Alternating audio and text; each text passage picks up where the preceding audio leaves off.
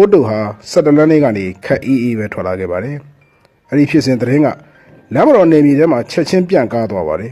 တဆင့်စကားတဆင့်သားနဲ့အားလုံးသိသွားပါတယ်လမ်းမတော်ဖိုးတုဟာနာမည်ကြီးလူမိုက်ကြီးပုံနောပါကွန်းကိုစိန်ခေါ်တယ်တပည့်လူမိုက်တွေပေါ်တဲ့လူတယောက်ကိုစိန်ခေါ်တာကိုယ်တည်တွင်းကိုတူးတာပဲလို့တချို့ကပြောကြပါတယ်တချို့ကတော့ဖိုးတုကိုဂုဏ်ယူကြတယ်ဖိုးတုလို့ရကမှန်တယ်လို့လည်းမှတ်ချက်ပေးကြတယ်အချိန်တိုအတွင်းမှာပဲဖိုးတုဟာလူမိုက်လောကမှာနာမည်ကျော်လူမိုက်ကြီးတစ်ယောက်ဖြစ်ရပ်တည်လာပါတယ်လမ်းမတော်လူမိုက်ကြီးပုံနာပါကွန်းနဲ့တခြားလူမိုက်တွေလမ်းမတော်နယ်မြေကနေပျောက်ကွယ်သွားကြပါတယ်အလားတူပဲတခြားနယ်ပယ်ကလူမိုက်တွေလည်းတက်သစ္စာလူမိုက်ဖိုးတုကိုသတိထားမိလာတယ်ဖိုးတုကသူတို့ကိုဘယ်အချိန်လာရောက်စိန်ခေါ်မလဲဆိုပြီးစိုးရိမ်နေကြတယ်နာမည်ကြီးလူမိုက်တွေသိနေတာကဖိုးတုရဲ့ဓာတ်အစွမ်းဟာအလွန်ကြောက်စရာကောင်းတယ်လို့ထင်မှတ်နေကြပါတယ်ဖိုးတုနာမည်ကြီးနေတာကိုဘိုးတထောင်နဲ့ကြော်ရလူမိုက်ကြီးမက်စတီခန်းတို့လူတတိုက်စိုးရိမ်နေကြတဲ့အချိန်မှာနောက်ထပ်လူမိုက်ကြီးတယောက်ထွက်ပေါ်လာပါတယ်ထပ်မံထွက်ပေါ်လာတဲ့လူမိုက်ကဘိုးတထောင်နယ်မြေကငမိုးပဲဖြစ်ပါတယ်ငမိုးဟာငယ်စဉ်ကလေးဘဝကလေးကစိုးပေသူတယောက်ဖြစ်ပါတယ်သူဟာနာမည်ကျော်လူမိုက်ကြီးမက်စတီခန်းကိုနှိမ်နှင်းဖို့ဆုံးဖြတ်ထားပါတယ်မက်စတီခန်းရဲ့လက်ယုံမာမုတ်ကိုဖိုးတုလက်ဆွမ်းပြလိုက်တာကြောင့်လူမိုက်လောကမှာမရှိတော့ပါဘူးတနေ့ညနေမှာလူမိုက်ကြီးမက်စတီခန်းရဲ့တပည့်တွေဟာဘိုးတထောင်ဖျားပွဲမှာလာရောက်ကြီးစိုးနေပါတယ်ပွဲတော်ကလူတွေဟာမက်စတီခန်းရဲ့တပည့်တွေကိုကြောက်နေရပါတယ်ဒါကြောင့်ပွဲတော်ကိုပျော်ပျော်ရွှင်ရွှင်လွတ်လွတ်လပ်လပ်မစင်နွှဲရအောင်ဖြစ်နေပါတယ်ဒီကိစ္စမှာငမိုးကမကြည်မနှက်ဖြစ်နေတယ်ဖျားပွဲမှာလွှမ်းမိုးနေတဲ့လူမိုက်တွေကိုရှင်းထုတ်ပြဖို့ဆုံးဖြတ်လိုက်ပါတယ်မက်စတီခန်းရဲ့တပည့်တွေဓာတ်ကိုစီနဲ့ဗိုလ်ကျနေတဲ့အချိန်ငမိုးကအနောက်ကနေရောက်ရှိလာတယ်ကျွန်နှုတ်လိုက်ခွေးတွေတေပြီးတော့ကွာဆိုပြီးတော့ပျော်ပျော်ဆူဆူနဲ့ငမိုးဟာမက်စတီခန်းရဲ့တပည့်လူမိုက်တွေကိုဓာတ်နဲ့ခုတ်ပိုင်းလိုက်တာလူမိုက်3ယောက်ငမိုးရဲ့ဓာတ်ချက်အောက်မှာအသက်ပြောက်လို့ညီမခံလိုက်ရပါတယ်ကျန်တဲ့သူတွေကငမိုးကိုဝင်ရောက်တိုက်ခိုက်ခြင်းမရှိတော့ဘဲကိုလွတ်ယုံပြီးပြေးကြပါတယ်ဟေးကျွန်နှုတ်လိုက်ခွေးတွေမင်းတို့ဆရာမက်စတီခန်းကိုပြောလိုက်ဒါငမိုးနယ်မြေဘိုးတထောင်နယ်မြေမှာမင်းတို့ကိုငါမမြင်ချင်ဘူးငါဒါကနေရာမရွေးဘူးလို့ပြောလိုက်အဲ့လိုပြောပြီးတဲ့နောက်ဘိုးတထောင်ငမိုးဟာအဲ့ဒီနေရာကနေအေးအေးဆေးဆေးပဲထွက်ခွာသွားပါတယ်မက်စတီခန်းရဲ့တပည့်တွေဟာဒဏ်ရာနဲ့လဲကျနေတဲ့သူကိုကောက်ယူပြီးထွက်သွားကြပါတယ်မက်စတီခန်းရဲ့တပည့်တွေဟာအဲ့ဒီအချိန်ကစပြီးဘိုးတထောင်နယ်မြေကိုလာရောက်ခြင်းမရှိတော့တဲ့အတွက်ဘိုးတထောင်နယ်မြေအတွင်းမှာနေထိုင်သူတွေဟာအေးချမ်းစွာလုပ်ကင်စားတော့ကြပါတယ်လမ်းမတော်ဖိုးတုနဲ့ပြန်ထွက်ပေါ်လာတဲ့ဘိုးတထောင်ငမိုးရဲ့အစွမ်းကလည်းအလွန်ထက်တယ်ဆိုတဲ့သတင်းကိုလမ်းမတော်ဖိုးတုကြားနေရပါတယ်အဲ့ဒီခေတ်ကရန်ကုန်မြို့မှာရှိတဲ့ရက်ကွက်အသီးသီးမှာတဘိုတမင်းစိုးမိုးမင်းမှုနေကြတဲ့ရက်ကွက်လူမိုက်တွေရှိကြပါတယ်ကိုယ်နယ်မြေကိုတတ်မှတ်ပြီးလူမိုက်ပွဲခံပြီးနေထိုင်ကြပါတယ်နယ်ကျော်လာတဲ့လူမိုက်ဟာပြန်လမ်းမရှိအဲ့ဒီနေရာမှာသာပျောက်ကွယ်သွားကြပါတယ်လမ်းမတော်ဖိုးတုကတော့လူမိုက်တွေကိုလွှမ်းမိုးနိုင်တဲ့လူမိုက်တယောက်ဖြစ်ပါတယ်နာမည်ကြီးလူမိုက်တယောက်ပေါ်လာရင်စိန်ခေါ်ပြီးရှင်းလေးရှိပါတယ်အားလုံးထက်ဖိုးတုကမိုက်တယ်လို့ထင်မှတ်နေကြတယ်ဖိုးတုဟာသူ့တပည့်တွေလာပြောတဲ့ဘိုးတထောင်ငမိုးဓားစွမ်းထက်တယ်ဆိုတဲ့သတင်းကိုကြားထားပါတယ်သူတို့ပြောတဲ့စကားတွေကိုဖိုးတုကဂိမ်းမဆိုင်ပါဘူးမဆိုင်သလိုပဲနေတယ်ဆရာကြီးဘိုးတထောင်ငမိုးကဓားစွမ်းထက်တယ်လို့ပြောတန်ကြတယ်ဟုတ်တယ်ဆရာကျွန်တော်တို့သူ့ကိုပဲကြောက်နေကြရတယ်ဓာတ်ခုတ်တော်တယ်သူနဲ့တွေ့ရင်အသက်မရှင်တော့ဘူးဘလို့ပဲပြောပေမဲ့ဖိုးတုကခက်အေးအေးပဲနားထောင်နေပါတယ်ဘိုးတထောင်ငမိုးကသူနဲ့မဆိုင်လို့ထင်နေပါတယ်အခုတော့လမ်းမတော်ဖိုးတုဓာတ်ကိုခါထိုးပြီးထွက်သွားပါတယ်ဆရာဘယ်သွားမလို့လဲကျွန်တော်လိုက်ခဲ့မယ်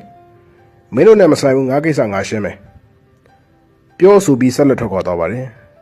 တပည့်တွေဟာသူ့ဆရာစကားကိုတသွေမတိနားထောင်ပြီးအနောက်ကလိုက်သွားခြင်းမရှိကြပါဘူး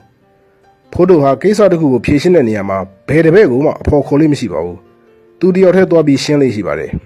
လူမိုက်ဆိုတဲ့ဘွဲကိုစတင်ခံယူကြတဲ့ကဘသူတဦးတယောက်ကိုမှအဖော်ခေါ်ပြီးလှုပ်ဆောင်ခဲ့တာမဟုတ်တဲ့အတွက်တပည့်အားကိုးနဲ့မိုက်နေတယ်လို့အပြောခံရမှာကိုမလိုလားပါဘူး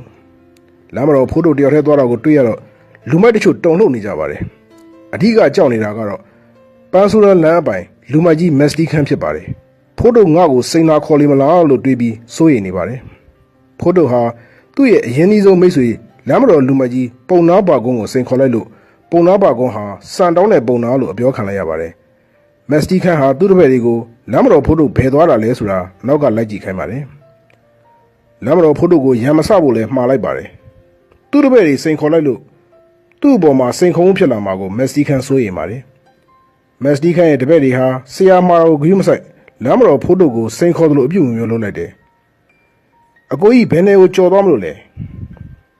မေးလာသူကိုတစ်ချက်လှမ်းကြည့်လိုက်တယ်သွားရလမ်းကိုအနောက်ရှက်ပေးသလိုဖြစ်သွားတယ်ခွေးမာသားတီးပြီးတော့လမ်းမတော်ဖိုးတုကခါးမှာထိုးထားတဲ့ဓာတ်နဲ့ရုတ်တရက်ခုတ်လိုက်ပါတယ်စကားလာဆတဲ့သူရင်ဘတ်ပြတ်ထွက်သွားတယ်သွေးတွေထွက်ကြလာတယ် မင်းတို့စီကမက်စတီခန့်ဆိုတဲ့ကောင်ကိုပြောလိုက်မဆိုင်တာကိုဝင်ရှုပ်ရင်ဖိုးတုတ်ကဒီထက်ဆိုးအောင်လုပ်တတ်တယ်လို့ပြောဆိုပြီးရှေ့ဆက်လျှောက်သွားပါတယ်ဖိုးတုတ်ဟာဘရိုကလင်းလန်လို့ခေါ်တဲ့ဘိုကလေးဇီလန်ထဲကိုဝင်သွားပါတယ်ဟေ့ငမိုးထွက်ခဲ့ပါအောင်ကွမင်းသားကထက်တယ်လို့ပြောလို့ငါလာထိုးခံကြည့်တာဖိုးတုတ်ရဲ့စိန်ခေါ်မှုကြောင့်ဘိုးတစ်ထောင်ငမိုးရုတ်တရက်တုန်လှုပ်သွားတယ်ဘာလို့ရမှန်းလည်းမသိအောင်ဖြစ်သွားတယ်တကယ်တော့လမ်းမတော်ဖိုးတုတ်ဟာဘိုးတစ်ထောင်ငမိုးထက်ပိုမိုက်တယ်ဆိုတာကိုသိနေတယ်လမ်းမတော်ဖိုးတုတ်မှာတပည့်လက်သားကလည်းအလွန်ပေါ်တယ်ဆိုတာနာမည်ကြီးတယ်အဲ့ဒီအချိန်မှာဘိုးတစ်ထောင်ငမိုးကပြုံးရွှင်တဲ့မျက်နှာနဲ့အိမ်မော်ကနေဆင်းလာတယ်ဟာကိုကြီးကလည်းမဟုတ်တာဒီကြောင့်လေအကိုကိုဘယ်သူပြောတာလဲငါနားထဲမှာမိနစ်တိုင်းဒီပါကြားနေရတယ်ကွာအဲ့ဒီစကားတွေကိုမယုံမနဲ့အကိုကြီးကကျွန်တော်တို့ညီကိုကြားထဲမှာဒါတွေမရှိပါဘူးအကိုကြီးတွေ့ရင်ခေါ်လိုက်ပေါ့ဘာလို့လာနေတာလဲမင်းရဲ့ဓာတ်ဆွမ်းကြောင့်လာနေရတာပေါ့ကွာကျွန်တော်ကအကိုညီငယ်တယောက်ပါအကိုကြီးကကိုကြီးမကြိုက်တာရှိရင်ဆုံးမပါကျွန်တော်နာခံမှုအသင့်ရှိပါတယ်အကိုကြီးမပြန်နိုင်ဘူးညီကိုချင်းတွေ့တော့ဆုံခဲ့တခုခုပြုစုခြင်းတယ်ငမိုးကမျက်နှာချိုသွေးခေါ်နေပါတယ်ဖိုးတုတ်ဟာဘသူခေါ်တာကမှလိုက်လို့မရှိသလိုယခုဘိုးတစ်ထောင်ငမိုးခေါ်တာကိုလည်းမလိုက်ပါဘူးအချိန်ကိုအကြောင်းပြပြီးညှင်းဆိုလိုက်ပါတယ်တကယ်တော့ဘိုးတစ်ထောင်ငမိုးဆိုတဲ့လူဟာဘလို့လူရဲ့အဆုံးအမကိုမှခံတဲ့သူမဟုတ်ဘူးတစွတ်ထိုးလုပ်တတ်တယ်ဖိုးတုတ်ကသူ့ထက်မိုက်တာကိုသိလို့အလိမ္မာစကားသုံးလိုက်ခြင်းဖြစ်ပါတယ်လူမိုက်ရာဇဝင်မှာလမ်းမတော်ဖိုးတုတ်ကတကယ်ကိုမိုက်ပါတယ်အမိုက်ဆုံးပါဆိုတဲ့နာမည်ကြီးတဲ့သူတွေဖိုးတုတ်နဲ့ကြုံရင်အထိနာကြပါတယ်ဖိုးတုတ်ဆိုတဲ့သူကဘသူ့ကိုမှရှော့မတတ်ဘူးရင်ဆိုင်တွေ့လာရင်လည်းအရင်ဆုံးရှင်းတတ်ပါတယ်လူမိုက်လောကမှာအဲ့ဒီသတင်းကကြီးလာတယ်ဖိုးတုတ်ဟာဘိုးတစ်ထောင်ငမိုးကိုတွေ့ပြီးပြန်လာပါတယ်ဖိုးတုတ်အပြန်မှာဘိုးတစ်ထောင်ငမိုးကသူ့အပိုင်ထဲကရထလုံးတစ်စီးနဲ့ပို့ခိုင်းလိုက်ပါတယ်ပြန်ရောက်ပြီးတဲ့နောက်မှာတော့လမ်းမတော်ဖိုးတုတ်ကတပည့်တွေနဲ့ပျော်ရွှင်နေပါတယ်လမ်းမတော်ဖိုးတုတ်ဟာ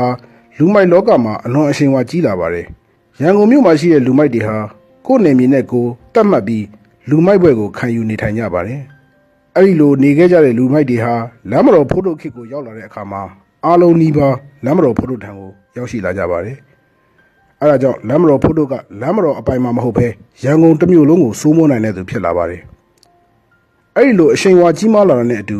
လမ်းမတော်ဖိုးတုတ်ဟာလက်ဖျားမှာငွေသီးလာပါတယ်ဘာမဆိုလူတရတဲ့သူဖြစ်လာပါတယ်လမ်းမတော်ဖိုးတုတ်ရဲ့လစာငွေဟာသူကိုယ်တိုင်ကတပါးဘယ်သူမှအတိအကျမပြောနိုင်အောင်ဖြစ်နေပါတယ်လမ်းမတော်ဖိုးတုတ်ရဲ့တလဝင်ငွေကိုအနီးကပ်ဆုံးခံမှန်းရရင်အဲ့ဒီခေတ်ကငွေ3000ထက်နည်းမီမဟုတ်ပါဘူးလမ်းမတော်ဖိုးတုတ်အပိုင်မှာလောင်းကစားဝိုင်းကြီးတွေနေ့စဉ်လုပ်ပါတယ်ဟိုတယ်တွေဘိန်းကန်းတွေအကြီးအသေးပေါင်းစုံနဲ့ကုံစုကုံကြောက်အကြီးအကျယ်အယောင်းဝယ်လုပ်တဲ့ပွဲရုံကြီးတွေမြန်မာတပြည်လုံးအရက်နဲ့အပေါင်းဆိုင်လုပ်ငန်းတွေကိုချုပ်ကင်ထားတဲ့လိုင်စင်ရဆိုင်ကြီးတွေပေကြီးစေးတန်စည်းလိုအယောင်းဝယ်ဖွံ့ဖြိုးတဲ့လုပ်ငန်းတွေလည်းပါဝင်ပါတယ်အဲ့ဒီလုပ်ငန်းတွေကရရှိတဲ့စက်ကြီးဝင်ငွေတွေအပြင်ကျင့်မနိုင်ဆက်ဆန်းမှာဆွဲနေတဲ့ဗတ်စကားတွေစသဖြင့်လုပ်ငန်းအမျိုးမျိုးကနေလာစဉ်ရတဲ့ဝင်ငွေတွေလည်းရှိနေပါတယ်တလကို3000ကျော်ရတဲ့ဝင်ငွေမှာဖြစ်နိုင်တော့ပါတယ်အဲ့ဒီငွေတွေဟာလမ်းမတော်ဖိုးတုတ်တယောက်တည်းရတာလည်းမဟုတ်ပါဘူးပေးရတာရှိပါသေးတယ်လမ်းမတော်ဖိုးတုတ်ဟာတပည့်များစွာရှိပါတယ်သူ့ရဲ့တပည့်တွေရဲ့စားဝတ်နေရေးကိုသူကတာဝန်ယူပေးပါတယ်လမ်းမတော်ဖိုးတုတ်ကစက်ကြီးရသလိုပြန်ပေးရတဲ့စက်ကြီးမျိုးမျိုးလည်းရှိပါတယ်အဲ့ဒီထဲမှာရာဇဝတ်မှုတွေလိုက်ရမှာနာမည်ကြီးတဲ့ရှင်းနေကြီးပန်ကာဦးအေးကိုအမှုလိုက်ခအပြင်ဥပဒေရေးရာအကြံပေးကိစ္စတွေအတွက်လစဉ်ပေးနေရတဲ့ငွေလည်းရှိပါတယ်ဒီကြားထဲမှာလမ်းမှာလူတယောက်ကအင်ကြီးအဝတ်စားစုပ်ပြင်းနေရင်ဆိုင်ခေါ်ပြီးဝယ်ပေးတာလည်းရှိပါတယ်အဲ့လိုပြုလုပ်တာဟာလမ်းမတော်ဖိုးတုတ်နဲ့ရင်းနှီးလို့မိတ်ဆွေဖြစ်လို့ဝယ်ပေးတာမဟုတ်ပါဘူးသူနဲ့တိမတိဝယ်ပေးတတ်ပါတယ်အများကလမ်းမတော်ဖိုးတုတ်ဟာလူမိုက်မဟုတ်လူကောင်းလို့ပြောကြတယ်စီဝါရေးသမားတွေနဲ့လူမိုက်တွေကလမ်းမတော်ဖိုးတုတ်ဟာအလွန်ကြော်ကြားတဲ့လူမိုက်ခေါင်းဆောင်ကြီးလို့ပြောကြတယ်ဘသူတွေဘာပြောဖိုးတုတ်ကတော့ဖိုးတုတ်ပါပဲလှုပ်ရှားရှိတာကိုလှုပ်တတ်ပါတယ်ဖိုးတုတ်ဟာတပည့်တွေကိုထားခဲ့ပြီးတကယ်ချင်းမိတ်ဆွေတွေလာအခေါ်ကိုထိုင်ဆောင်နေပါတယ်ဖိုးတုတ်ဟာတကယ်ချင်းတွေနဲ့တွေ့ဆုံပျော်ပါစားတော့ရတာကိုအလွန်နှစ်သက်ပါတယ်ဖိုးတုတ်ကြီးလာပါပြီဗျာကိုခမောင်ရင်ပါသေးလားဗျလိုက်လာပါမယ်ဗျာလမ်းမတော်ဖိုးတုတ်ဟာယူစရာရှိတာကိုယူနေတယ်ယခုလမ်းမတော်ဖိုးတုတ်ကိုလာရောက်ခေါ်တဲ့သူကကျော်စိုးရုပ်ရှင်မင်းသားကျော်စိုးဖြစ်ပါတယ်ရုပ်ရှင်မင်းသားကျော်စိုးဟာရုပ်ရှင်ရိုက်ပြီးတာနဲ့လမ်းမတော်ဖိုးတုတ်ကိုလာခေါ်တယ်လမ်းမတော်ဖိုးတုတ်ရဲ့မိတ်ဆွေတွေထဲမှာရုပ်ရှင်မင်းသားကျော်စိုးခမောင်ရင်ဇမင်းသားရွှေကြီးညိုတို့ပါဝင်ပါတယ်တခြားအမှုပညာတွေကလူတွေလည်းရှိသေးတယ်သူတို့၃ယောက်ကတော့နေ့စဉ်တွေ့ပြကြတဲ့တောက်စားပျော်ပါကြတဲ့အဖော်တွေဖြစ်ကြပါတယ်ကိုကျော်စိုးဘယ်သွားမလဲကိုမိုင်ချန်သွားမလားပန်းဆိုးရမ်းသွားမလားကိုခမောင်ရင်ကပန်းဆိုးရမ်းလာမယ်ပြောသွားတယ်ကောင်းတယ်ဗျာ